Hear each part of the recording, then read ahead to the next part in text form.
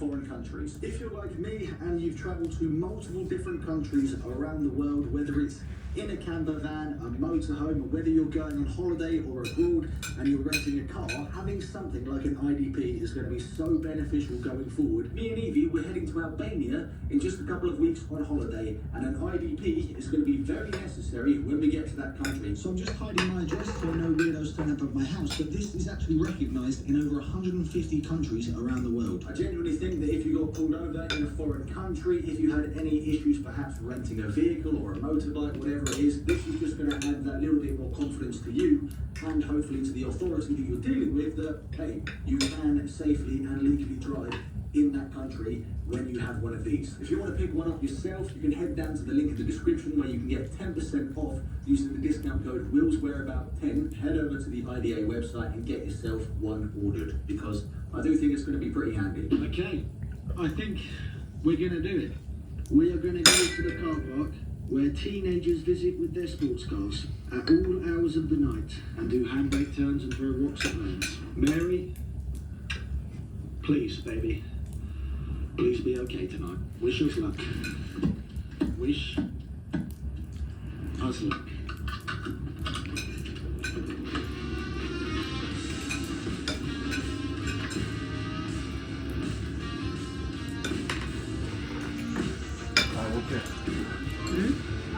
Why would you purposely go to a campsite? That's horrible.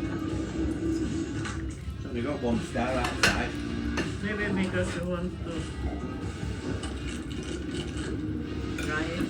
So, tonight's dinner has been acquired, and for those of you that have watched the channel for a while will know exactly what I'm cooking. So without further ado, let's head and drive over to potentially the worst rated park up that I could find. And let's see what it's like, because I'm pretty sure it said it was extremely muddy, and with the amount of rain that we've had, that's not going to be good. I really don't want to be getting stuck.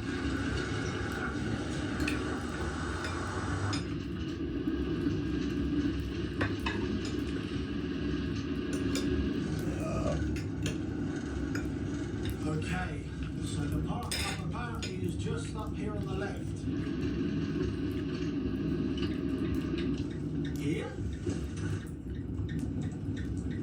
There is another VW van there, whether they're staying overnight, who knows? Let me just put in here a second. So this is the spot. It doesn't look too bad. I'm not sure if it is a National Trust place, but there's plenty of space to park, which is nice. I'm going to try and tuck myself away in the corner. What I think I'm going to do is reverse in so that if I do need to, for whatever reason, get away, then I can just drive on straight out. Let's park up and then I'll show you a little bit more.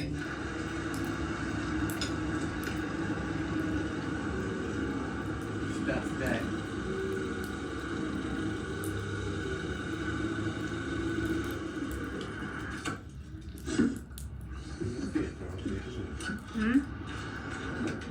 So welcome to Headley Heath. Not an area that I've been before, but looks like there's loads of lovely walks and stuff around here. No camping or parking overnight, and then you need to pay for parking.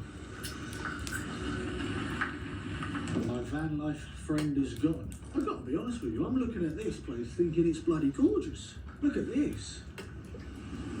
All of the trees surrounding me. For some silly reason, I've parked in the wettest and muddiest area, but I'm not going to be jumping in and out of the van because it's far too wet and disgusting for that. The only thing that I'm foreseeing as an issue with this park up is the fact that it is next to the main road, which is probably going to have traffic throughout the night. It's obviously going to get a little bit quieter, but that is quite noisy right now. The next thing, which I don't know if I've seen that often, CCTV in operation. That is something you don't see very often at parks anyway. I wonder why that is, I'm not too sure. But the van looks great in this little setting. You've got a lovely little bench over there, walks off into the forest, another bench just there. You've got some more people turning up, probably for some late night dog walks. I can imagine in the morning this place is going to be rammed with dog walkers, depending on the weather. Have a look at this forest. Ah?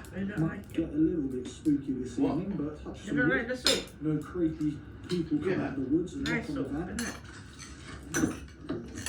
to get in the van this way because the sliding door is going to be way too muddy. What I'm finding a little bit weird is there's a Mini Cooper just there. All of the windows are all steamed up. The lights on the vehicle are actually on, but nobody is in the car. So whether somebody's just left the ignition on, maybe with the heating going, and they've left the lights on, who knows? But a little bit weird. So this is also the